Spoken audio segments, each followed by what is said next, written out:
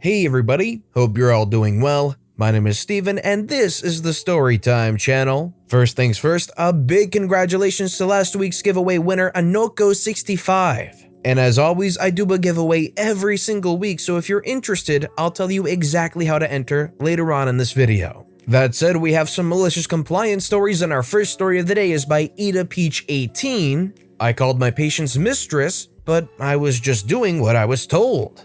This happened back in 2009. I was working part-time at a doctor's office while I was in nursing school. I was one of the receptionists and did all of the filing and cataloging and such. It was boring work, but the doctor, my boss, guaranteed me a job after nursing school, so that's why I did it. This particular doctor was an orthopedic surgeon. We had lots of patients coming in for MRIs, CT scans, and x-rays. This one particular patient, Frank, was scheduled to have surgery in a couple days, and he needed to come and pick up his MRIs and x-rays from our office and bring them with him to his procedure. Yes, looking back at how butt-backwards things used to be is so frustrating. All these things are 100% electronic now, and even back then they were too, but my boss was old school. So anyway, I called Frank to tell him to come pick up his images, but he didn't answer. I called him again during lunch, but still no answer, so I left him a message. The following day, I called him again, but still no answer. It was imperative that Frank got his images or else he wouldn't be able to have his surgery, so I looked in his file to see if he had any other contact information. He listed his phone number as well as his wife's cell. I called his house and left a message, and I also called his wife, Amy, but she didn't answer either, so I left her a message as well. The office manager, Diane, told me to just call whoever was listed in his emergency contacts, because if Frank didn't get his images and missed his surgery, then she would have to do a whole new stack of paperwork to reschedule him, and she didn't want to be bothered. I looked to see if there was an emergency contact, and Frank listed a woman named Helen. Relation to patient? Girlfriend. I told Diane I didn't want to call Helen when I had already left a message for Amy, as it would put me in an awkward position. Diane said that as long as the patient listed them as an emergency contact, I could call them. She also said that it's not uncommon for couples to be separated, but still legally married for insurance reasons, and that this could possibly be the case for Frank and Amy, which I guess made sense. I really wanted to believe that no one would be stupid enough to put their secret lover as their emergency contact. I didn't want to get fired for being insubordinate, so I called Helen and she actually answered her phone. I was secretly hoping she wouldn't, and told her Frank's images needed to be picked up prior to his surgery. She came by during lunch, got the images, and then left. I immediately called Frank again to let him know that Helen picked up his images and to not worry about it, but this fool wasn't answering his phone, so I left him another message. A couple hours later, Amy called back and said she wasn't able to answer before because she was teaching, but she got our message and was coming to pick up Frank's images now that school was done for the day. I told her that the images had already been picked up. I tried to be as vague as possible. Amy said, "Who picked them up? I know Frank is still busy at his office and hasn't had the chance to come get them." Me, again, trying really hard to be vague. "We called someone from his emergency contact list." Amy says, "Was it his brother Steve?" Me, at this point, I'm really nervous. "No, not his brother." Amy says, "Well then who?" I say, "Helen." Amy says, "Who is Helen? I don't know anyone named Helen." I say I'm not sure, but since she was on Frank's emergency contact list and no one else was answering their phone, we called her and she already came and got the images. Confused, Amy hung up. The following day was Frank's surgery. The day after Frank's surgery, my boss jokingly asked me, "What the heck did you do to that guy?" He came in all pissed at me saying that my secretary told his wife about his other girlfriend. I told my boss what happened and that Diane told me to call the girlfriend, and he understood. Diane tried to throw me under the bus by saying I didn't tell her that Helen was Frank's girlfriend, and that I had told her Helen was just a friend, and that she would never have given me the green light to call a patient's mistress, but I reminded her in front of my boss that she had said it was possible for Frank and Amy to be married, but separated. This witch was trying to cover her butt because she probably thought it was some kind of HIPAA violation, but nothing ever happened. I was 18 years old at the time and just did whatever my superiors told me because I was really thirsty for job security after college. But I ended up not working there and went to work at a hospital instead. Let me ask you guys, if you were in this situation and you were on the phone with Amy and they were asking who came and picked up the images, would you lie to them in that moment or would you be honest? You could maybe easily say it's against policy to discuss over the phone who somebody's emergency contacts are or something like that. Maybe something desperate just to try and not have to be in the middle of it. Or you could just be honest and say it was Helen, the girlfriend listed on the emergency contact list. Let me know what you would have done in the comments down below. Our next story is by Atlas88. You've gone above my head and don't need me anymore? Okay. I used to be a field adjuster. Don't hold that against me, I work in public service now. Essentially, I would receive a batch of claims each day and would drive around servicing those claims. We never knew what that day would bring as there were a lot of adverse shops in that area that were extremely difficult to work with and typically attracted a certain type of clientele that was also difficult to work with. As an example, imagine asking $26,000 to do a $9,000 claim, which on any other brand of car would be a $4,000 claim. Anyways, I received a claim that day, which I immediately knew was going to be a problem file. We had just had a hail catastrophe and there was a bit of a wait to have their vehicle inspected. I pre-called the customer to introduce myself and set expectations for inspecting her vehicle that day, and she immediately interrupted me saying that she didn't even want to talk to me and that she had already gone above my head. Confused and taken a bit aback, I asked her to please elaborate because perhaps she didn't fully understand who I was and how I was en route to review and approve her repairs. Shouting, she said she was fed up with insert our company for taking so long to inspect her vehicle. It had only been several days. And how her shop had badmouthed us and I don't even need to come out because she had already spoken to corporate and I should expect a phone call from them and no action should be taken until I hear from them. I acknowledged the customer and her emotional state, and against my better judgment of wanting to get as far away from this claim as possible, I once again offered to see her vehicle that day. I shared that it may be a while before someone else can come out as we are really busy with the catastrophe and all that corporate can do is send me or one of my colleagues out to see her vehicle because there is no other method to approve her repair estimate. Apparently, she thought I was intimidated by the prospect of speaking with corporate and was thrilled by the prospect of me, a stranger who had just received her claim today, be disciplined because she defiantly rebutted my offer and said it's too late, I better await my phone call. I said, okay ma'am, just to be clear, you are refusing an inspection of your vehicle at insert nightmare body shop at this time. Is that correct? She says yes. And with that, I gleefully but politely ended the phone call and thoroughly documented the file with the customer's wishes and details of our conversation about how I reiterated several times my willingness to perform the inspection that day and how she declined, stating that she had gone above my head. Then I canceled the inspection and returned the claim back to the void where claims go when they wait to get reassigned. I never got a call from corporate, and her claim undoubtedly got delayed by an additional week or longer.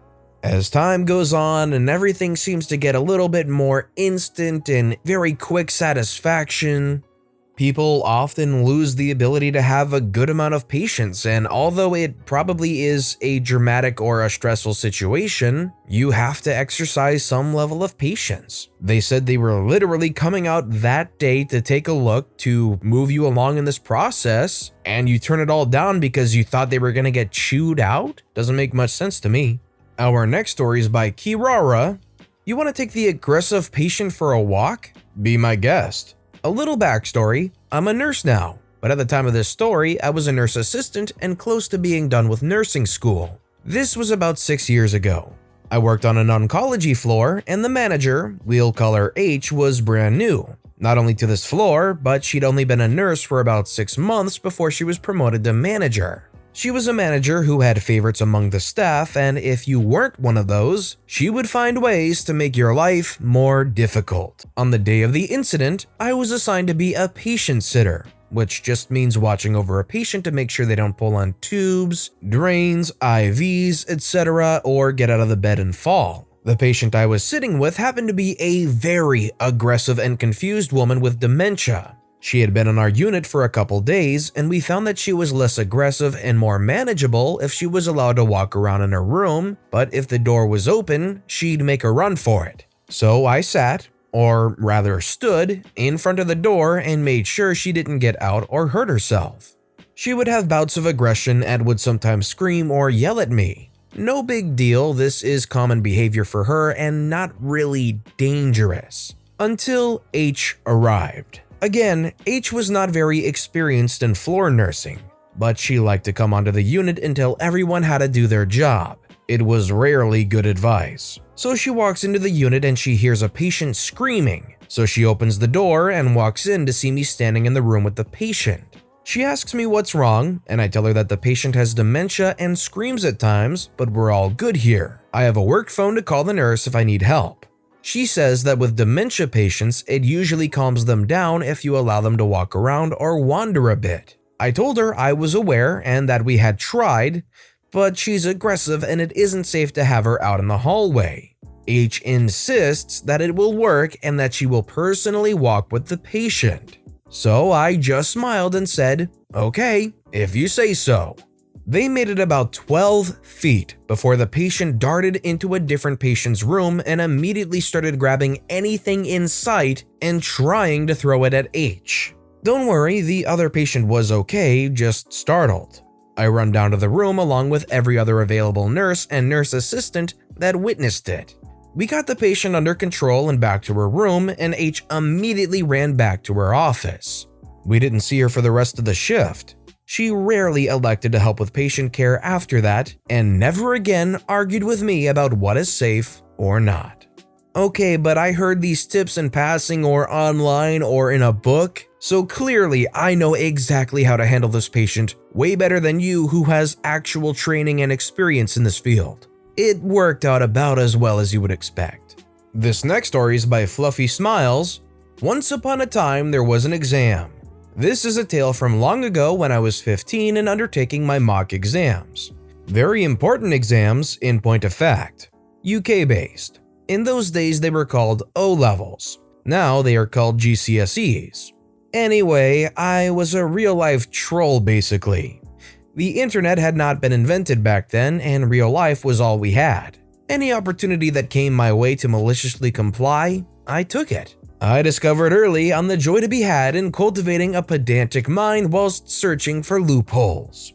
Our history teacher passed out the mock exam papers with the words, "Now just remember, it doesn't matter what you write so long as the dates and facts are correct." The exams were all about British social and economic history from 1776 to 1976 as I recall. I decided I was going to answer every question as if it was a fairy tale. So each answer began with the phrase, "Once upon a time." For example, once upon a time there was a man called Eisenbarg Kingdom Brunel who was really into bridges. Or, once upon a time, there was a man by the name of Robert Stevenson who loved railways. And I made the Battle of the Narrow versus Broad Gauge railway lines into a majestic epic of wizardry.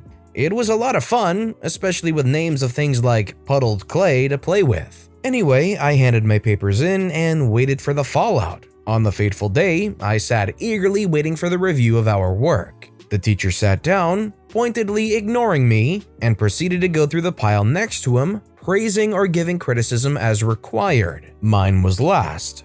Of course it was. He held up my work and looked at me. "What," he said, "is this?" "My mock exam paper, sir," I replied. "Can you explain what is in it?" "Well, sir, you said that it didn't matter what we wrote, so long as the dates and facts were correct." I paused for dramatic effect. "Are they correct, sir?" I asked with an innocent show of mock horror at the idea that I had gotten something wrong. He looked at me and spoke slowly through gritted teeth. "Yes." I could tell replying was causing him great pain. "So what's the problem, sir?" He looked at me and slammed my work on his desk. "If you pass your exam, I'll eat my shoe." I smiled. Naturally, I passed, and I subsequently asked him what condiment he would care to have with his meal. The funny thing is, even now around 40 years later, I can still remember the facts. The dates are hazy, but who really cares about crap like that except teachers and pedants? I would say that the dates matter if it's a significant enough piece of history. That said, it's pretty impressive 40 years later that they can still remember the facts. That's pretty good. And we all know that teacher's a liar and wouldn't eat that shoe. Delicious, tasty shoes. So quickly now, I want to explain just how to enter the giveaway. All you need to do is leave a comment on this video relevant to something you saw or heard or liked in any story in that video. That's it, you're entered. But it applies to every single video we upload this week. So to get the best odds at winning the $30 Amazon gift card giveaway, you'll want to leave a comment relating to any of those videos all week long. On Sunday, after the last video has gone out, I'll pick one comment at random and let you know on the following Monday who has won, and then it starts all over again. So make sure you leave a relevant comment on this video and additionally every video I upload this week for the absolute best chance to win. And while you're at it, why don't you go ahead and give the videos a like too, because it helps more than you could imagine. And our final story of the day is by Kitsunefae, Why I Should Never Be Allowed Glitter. So, it was 10 years ago or so that I was in remedial math. I am horrid at mathematics and I knew it. My teacher was, frankly, abusive. He screamed at us, openly called students stupid, wouldn't let anyone go to the bathroom or get water. The list goes on. Well, our final project came. We had to make a poster with 3D shapes and their formulas. Preferably, it would be attractive, and he said he would hang them in the classroom. Unlike most of my teachers, he did not say a word about the usage of glitter. Well, I happen to love glitter, any color, and I had a hot pink poster board. When I was done, literally everything on the poster except for the formulas was coated in a thick layer of glitter. My teacher lost it. He yelled and asked why I got his room covered in glitter. I informed him he said it had to be attractive and I loved pink glitter. Didn't he? He just stared at me in disbelief. I was a goth kid. I grinned at him. "Where are your formulas?" he demanded. I pointed them out. They were written in neon green. He glared and for the next 3 weeks had to look at my eyesore of a project. Glitter is life. There are 2 things that will never go away on the face of the earth: roaches and glitter. You'll never be able to get rid of them completely. They'll be there until the very end of time. When the earth and the universe all goes away, there will still be roaches and glitter just floating around in the ethos. But with that being said, that's all the time we have for today. So if you have a favorite story of the day, let me know which one and why in the comments down below. If you enjoyed the video, please consider giving it a like and subscribe if you haven't, and turn on notifications so you'll never miss an upcoming video from the Storytime channel. Every little thing that you do helps the channel grow that much more, so no matter what you did, thank you for supporting me right here on the Storytime channel. I hope you all have a wonderful day, and I'll see you all next time right here.